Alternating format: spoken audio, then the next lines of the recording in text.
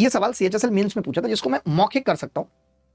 सवाल इतना सा है कि ए एक कार्य को 18 दिन में कर रहा है और बी उसी काम को 24 दिन में कर रहा है और 6 दिन तक एक साथ काम करते हैं, जिसके बाद ए कार्य छोड़ देता है। ठीक है, तो मुझे यहां से एक बात क्लियर पता चल रही है कि ए का 6 दिन का काम बी के 8 दिन के बराबर है नहीं? 3 6 18 3 8 24, जितना काम ये 6 दिन में करता है उतना काम ये 8 दिन में करता है।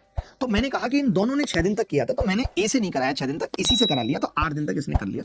आपने कहा 6 दिन इसने अपने हिस्से का किया, टोटल 24 दिन में काम खत्म करता है, यानी बचा हुआ काम करने के लिए और 10 दिन लगेंगे।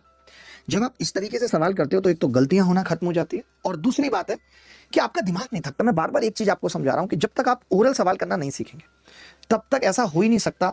अगर सवाल इस तरीके का पूछा जा रहा है तो मैं क्यों 18 और 24 का एलसीएम लेने में समय खराब करूंगा?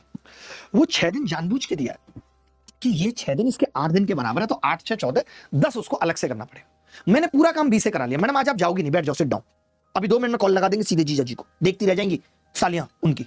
भक्ति भाई करेंगे सर आपने फलाने सर के बारे में गलत बोला। मैं कभी गलत नहीं बोलता, जो गलत करता है उसी के लिए गलत बोलता हूं, और मुझे डर नहीं लगता। किसी के बारे में बोलूंगा कि उसने बहुत पैसा कमा लिया है, गलत तरीके से बना लिया है, इसके लिए उसका सम्मान होगा, तो मैं नहीं कर पाऊंगा। बहुत लोगों को मैं जानता हूं जिन्होंने बहुत बहुत गलत तरीके से पैसा कमाया। मैं राजकुंद्रा साहब का भी सम्मान नहीं कर पाता, क्या करूं? प्रॉब्लम है मेरी। जबरदस्ती थोड़ी आप सम्मान ले लोगे कि मैंने उसके बारे में गलत बोल दिया। भगवान है वो, मेरे लिए नहीं है भगवान। आप समझना बात को। जैसे ये सवाल मौखिक करने वाले सवाल, आप देखिए कि कितने सवाल मौखिक करने वाले, जहां √5 + √3, √5 - √3। मैं ये इसलिए बता रहा हूं कि अब भी सुधर जाओ, सिलेक्शन लेना मुश्किल नहीं है, ले सकते हो तुम भी।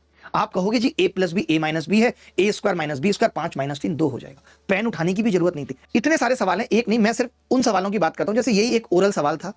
आपको मालूम होना चाहिए कि स्टैंडर्ड डेविएशन कभी भी इस बात पे निर्भर नहीं करता कि आपने कितने की वृद्धि की है, क्योंकि डेविएशन का मतलब ही है प्लस माइनस कैंसिल आउट हो जाएगा, गुणा से फर्क पड़ेगा। अगर आप सबको 2 से गुणा करोगे तो डेविएशन भी 2 से गुणा हो जाएगा। बट मैं भी ये सब बात नहीं कर रहा हूं, मैं बस दिखा रहा हूं कि इतने सवाल ओरल पूछे गए थे। ये सब सवाल ओरल थे। सोचिए 30 और 44 यानी 14 की वैल्यू 28 है, 100 की पूछ रहा है, 200 आ गई। ओरल सोचिए, ये सवाल 6 दूनी 12 ओरल पूछे गए, ओरल सवाल पूछे गए। आप देखिए 12 सेंटीमीटर त्रिज्या, 37 सेंटीमीटर की दूरी, 12 35 और 37 का ट्रिपलेट, 35 उत्तर आ गया।